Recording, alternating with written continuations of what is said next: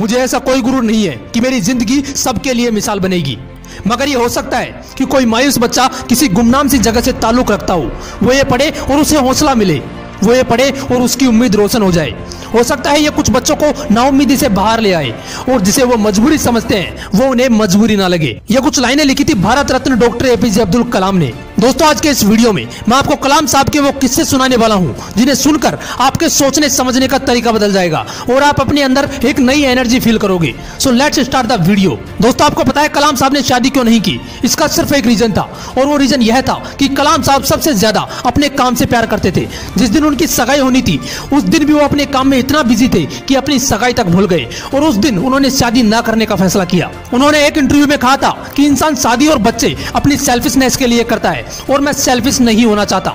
मैं अपनी पूरी जिंदगी इस देश को समर्पित करना चाहता हूं। दोस्तों, बात है 10 अगस्त 1979 की। 19 साल की मेहनत, 23 मीटर लंबा SLV-3 रॉकेट 17 टन का वजन लेकर 7:58 पर आसमान में उड़ा। यह रॉकेट 4 स्टेजेस में था और यह सिर्फ एक रॉकेट नहीं था, यह सपना था उन तमाम लोगों का जो इस प्रोजेक्ट में शामिल थे और इस प्रोजेक्ट के डायरेक्टर थे कलाम साहब। वो रॉकेट पहली स्टेज तो पार कर गया, लेकिन दूसरी स्टेज में जाने के बाद रॉकेट ने काम करना बंद कर दिया और 317 सेकंड के बाद कलाम साहब और कई लोगों का सपना कचरा बनकर श्रीहरिकोटा से 560 किलोमीटर दूर समंदर में जा गिरा। दोस्तों, क्या हालत हुई होगी उस वक्त कलाम साहब और उनके बाकी साथियों की जब उनके 19 साल का सपना कुछ ही सेकंडों में समंदर में कचरा बनकर बिखर गया। कलाम साहब कहते हैं कि उस वक्त मैं अंदर से इतना टूट गया कि मैं अपने बिस्तरों में जाकर धंस गया और मेरी आंखों से आंसू बहने लगे। लेकिन दोस्तों, कलाम साहब हार मानने वालों में से नहीं थे। वो कहते थे कि पहाड़ की चोटी पर उतरने से पहाड़ पर चढ़ने का तजुर्बा नहीं मिलता, जिंदगी पहाड़ की चढ़ानों पर मिलती है, चोटी पर नहीं। कलाम साहब भी इसी तरह एक एक कदम आगे बढ़ाते रहे और दोस्तों, एक साल बाद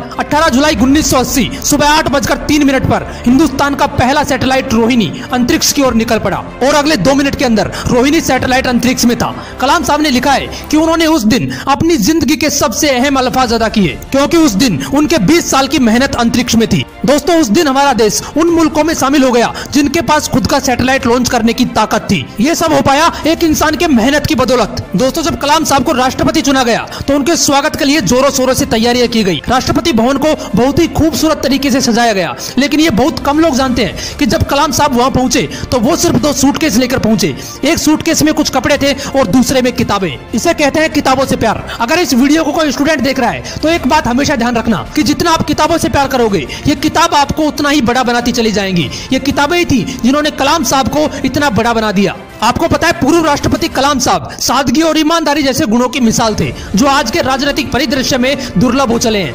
एक बार कलाम साहब का पूरा परिवार उनसे मिलने दिल्ली आया। उनके 90 साल के बड़े भाई से लेकर उनके 1.5 साल की परपोती तक टोटल 52 लोग थे। सभी को राष्ट्रपति भवन लाया गया जहां पर वो 8 दिन रुके। दोस्तों, आपको जानकर हैरानी होगी कि उन 8 दिनों में जितना भी खर्चा हुआ, चाय से लेकर खाने तक का, वो सारा खर्च कलाम साहब ने अपने पर्सनल अकाउंट से दिया। करीब 3,52,000 रुपए का चेक काटकर राष्ट्रपति कार्यालय को भेजा। इसलिए कलाम साहब ईमानदारी की मिसाल थे, ना जात धर्म ना कोई भेदभाव। मैंने कुछ लाइनें पढ़ी थी जो कलाम साहब के लिए कही गई थी। था बंदा इस्लाम का वो, पर कभी न ऐठा करता था, जब भी चाहा संतों के चरणों में बैठा करता था। दोस्तों, कलाम साहब ने कुछ बातें कही थी जो हर व्यक्ति को अपने जीवन में उतारनी चाहिए। उन्होंने कहा